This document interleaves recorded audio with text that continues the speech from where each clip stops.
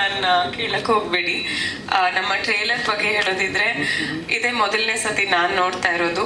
ನಿಜ ಹೇಳಬೇಕು ಅಂದರೆ ಗುರು ಸರ್ ನನಗೆ ಏನು ಹೇಳಿರಲಿಲ್ಲ ನಮ್ಮ ಸಿನಿಮಾ ಬಗ್ಗೆ.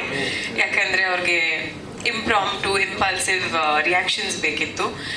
ತುಂಬ ಚೆನ್ನಾಗಿ ಕಾಣ್ತಾ ಇದೆ. And I am very proud that ನನ್ನನ್ನು ಈ ಒಂದು ಸಿನಿಮಾದಲ್ಲಿ ನಟನೆ ಮಾಡೋಕ್ಕೆ ಒಂದು ಅವಕಾಶ ಕೊಟ್ಟಿದ್ದಾರೆ ಅಂತ. ರವಿ ಸರ್ ಜೊತೆಗೆ ಆ್ಯಕ್ಟ್ ಮಾಡಿದ್ದು, ದಿಗಂತ್ ಅವ್ರ ಜೊತೆ ಲಕ್ಷ್ಮಿ ಮ್ಯಾಮ್ ಸಾರಿ ಕನ್ಫ್ಯೂಸ್ ಆಯಿತು.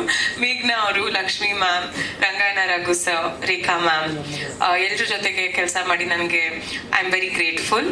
ಆ್ಯಂಡ್ ನಾ ಕೇಳ್ಕೊಳ್ಳೋದೊಂದೇ, ನಮ್ಮ ಸಿನಿಮಾ ಗೆಲ್ಲಿ ಮತ್ತೆ RCB ಕಪ್ ವಿನ್ ಆಗಲಿ. Okay,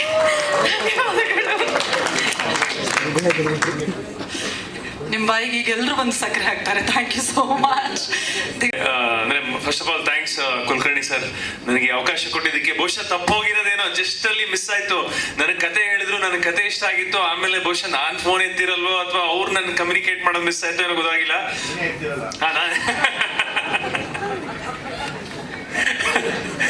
almost ತಪ್ಪೋಗಿರೋದು. ನನ್ನ ಚೈಲ್ಡ್ಹುಡ್ ಹೀರೋ ರವಿಚಂದ್ರನ್ ಸರ್ ಜೊತೆ ಆಕ್ಟಿಂಗ್ ಅವಕಾಶ ನನಗೆ ಮಿಸ್ ಆಗಿರೋದು.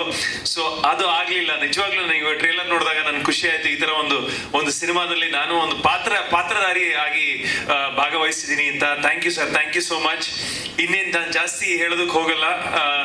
ನನಗಂತೂ ತುಂಬಾ ಸಂತೋಷ ಇದೆ, ಈ ಮೂವಿ ಮೇಲೆ ಭರವಸೆ ಇದೆ. ಸೊ ಈ ಸಿನಿಮಾ ಗೆಲ್ಲಿ, ನಮ್ಮ ಕನ್ನಡ ಸಿನಿಮಾಗಳ ಗೆಲ್ಲಿ ಅಂತ ನಾನು ಕೇಳ್ಕೊತೀನಿ. Thank you so much. ಪ್ರಶ್ನೆಗಳಿದ್ರೆ ಮಾಧ್ಯಮ ಮಿತ್ರರು ಕೇಳ್ಬೋದು. ಎನಿ ಕ್ವಶನ್ಸ್ ಇದೆಯಾ? ಇಲ್ಲ.